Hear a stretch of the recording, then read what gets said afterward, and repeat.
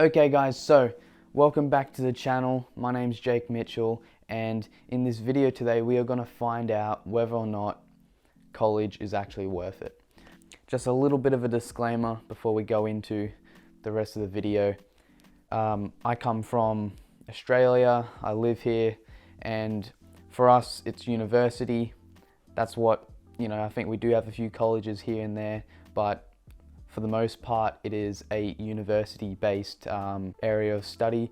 I'm going to be referring to it maybe as college or as university, but I mean the same thing when I say either one.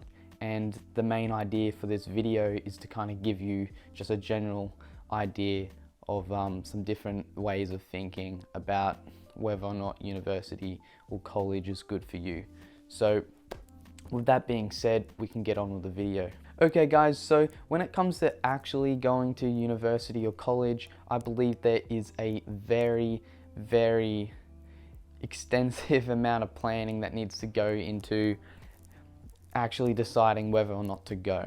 So I've put together just a list of a few factors that I believe come into play and are very crucial / important to actually, making a decision. So for the first point, you want to be asking yourself, what do you want to do? Do you even know what you want to do? If you don't, that's a very big issue, because a lot of people waste a lot of time studying courses that they're not fully interested in, and a lot of people just kind of float from course to course. You waste money, you waste time doing something you're not actually going to continue. So it's very important that you ask yourself, what you want to do, and you find what you want to do, or at least find something that you're kind of interested in, so at least when you're going into a course that you have a little bit of faith in, you come out knowing you don't want that as your career. This is the difference between going to university for 3 years to to 9 years, you know what I mean? So every time you swap courses, you might need to restart the course. And so the second point for the video is, are you willing to commit to more study? The reason why this is also important is because most of you guys watching this video are either leaving school and you're moving into that kind of adult life now, and you're moving into university or college territory, or you're at university and college already and you're deciding whether or not to keep going. So the biggest thing with this is, some people are built to like studying, some people don't mind it, all that stuff. Some of you just can't stand it, and by all means, if you can't stand studying or if you can't stand school, I honestly think that maybe it's not the best path for you to take. I believe people can change, so by all means, that's a big decision you got to make as well. But the way you should think about it is that every course that you want to do, given what kind of course you're doing, will determine on how long you've got to study and actually go to college for. The average course I believe is like 3 years, and then you've got some courses that have masters, and you might want to get an honors or something like that. You've got to do some extra studying as well, extra years to obtain better degrees. Think about that aspect of it, and that you're leaving school and going into another higher expectation, I should say, of a school. So definitely give that some thought, because that is ultimately what you're going to be doing when you go there.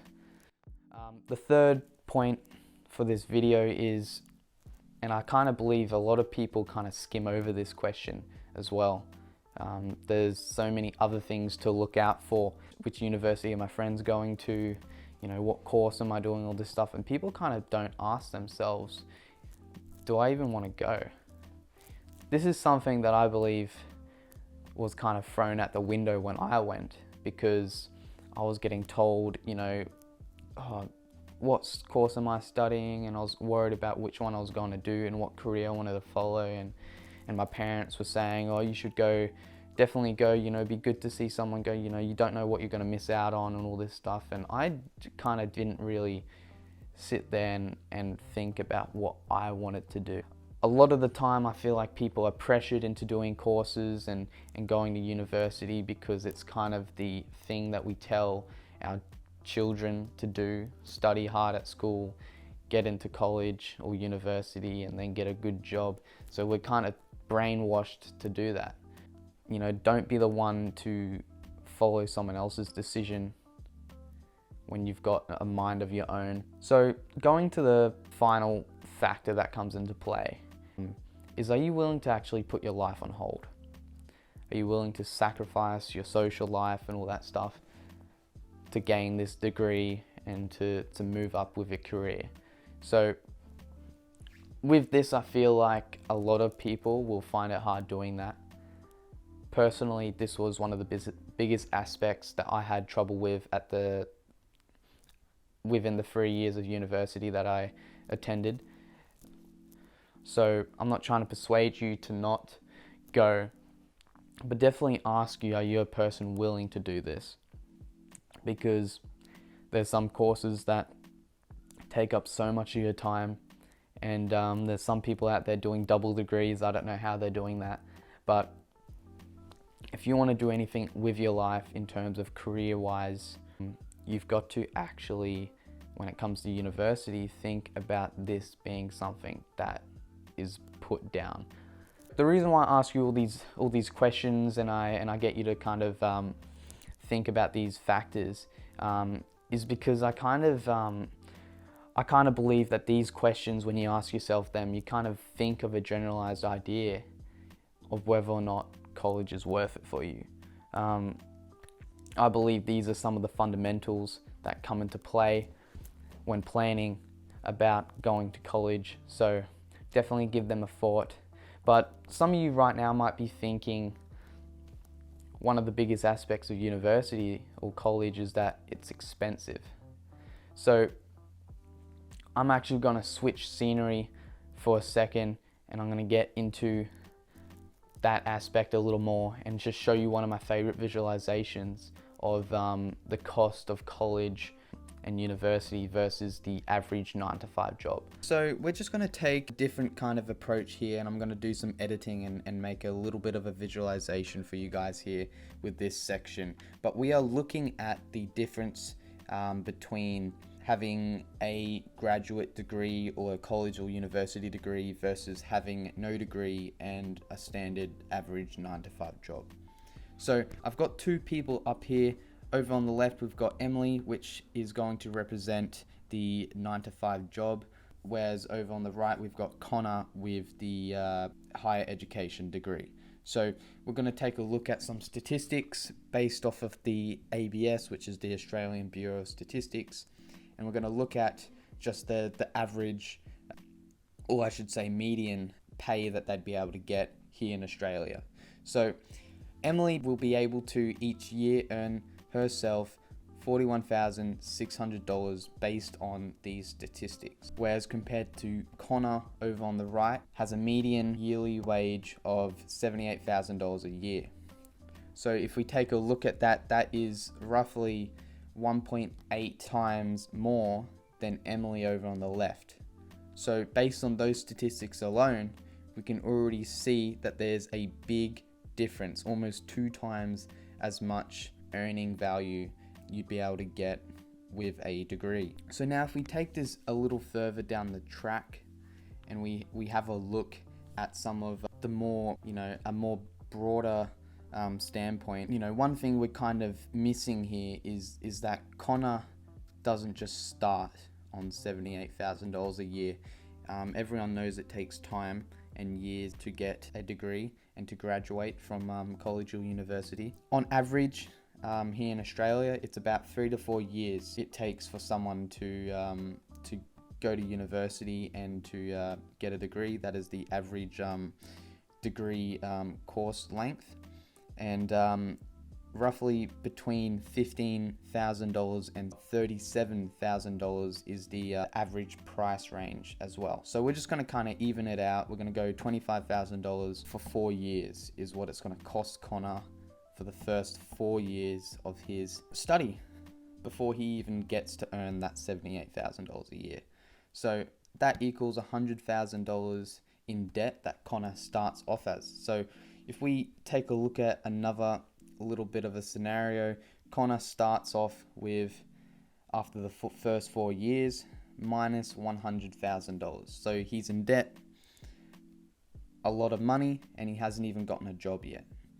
Whereas Emily over on the left with the normal 9-to-5 job would be able to earn herself that $41,600 for the first 4 years and doesn't have to worry about any debt at all. After these 4 years, we can see that there's a big $266,400 in difference between the two parties.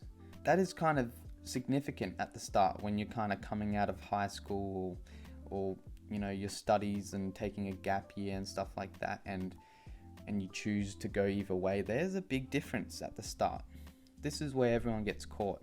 With this here, we can see that it looks in favor of not going to college. Now, if we take this a little further down the track, let's just say we look at it in the widest span that we can, as like 40 years is roughly a working life. So we'll times these by 40, and we'll also account for that $100,000 debt that Connor has. Here we can see Emily with her $41,600 after 40 years has accumulated $1.664 million. So that is a significant amount.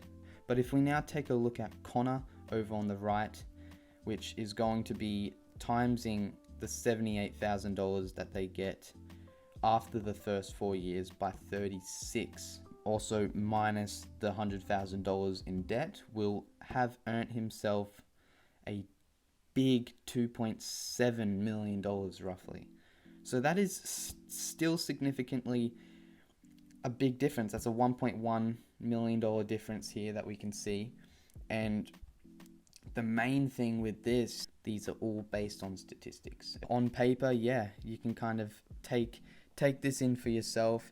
You know, this is probably one of the biggest things. This kind of representation is definitely a good way to understand what you're getting into. But we also have not accounted for anything but your earning power here. So we've only added together what you could earn in difference, and who knows what Emily's doing with her money, who knows what Connor's doing with his money now that he's earning that much. And you know, we aren't accounting for those variables that could make this slightly different.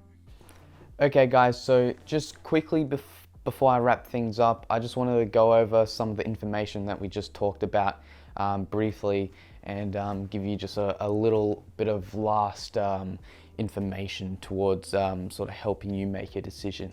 So obviously we looked at Emily and Connor and the two differences, and actually the big difference between the 9-to-5 job average and the college degree job average, you know, after 40 years, and how big of a difference it actually can make. So the real question is college worth it? And yes, it is worth it, statistically speaking. You would be earning more money after 40 years if you had gone to college and gotten a degree. So all I can say with that being said is that you need to make sure you do a lot of planning before you come to that decision that you're going to go and take that leap of faith, because statistics can be wrong sometimes. I believe that I actually know a few people that have degrees and don't have a job yet. Some people have gone through 4 years, 5 years of study, and they work at McDonald's. So those are statistics based on a large, variety of people and a large amount of people as well. So you could be at the bottom of the barrel, and we don't want to kind of let our life be directed by something that isn't always 100% correct. So definitely do your own research into this stuff as well. There's a lot of more information about college and the normal 9-to-5 job that you can find not in my videos, but definitely look up, there's other alternatives to college. You don't have to just go to college or university and get a degree to earn that much money. You can do stuff outside of studying that will earn you a fair few dollars. So answer those questions that I read out earlier and give them a lot of thought, and don't just see the fact that you can earn a lot of money compared to a normal 9-to-5 job and kind of chase after something that might not even happen. Thank you very much for listening, and I hope this kind of information was actually useful to you. And if you have any questions for me, leave them down in the comment section below, and thanks for watching.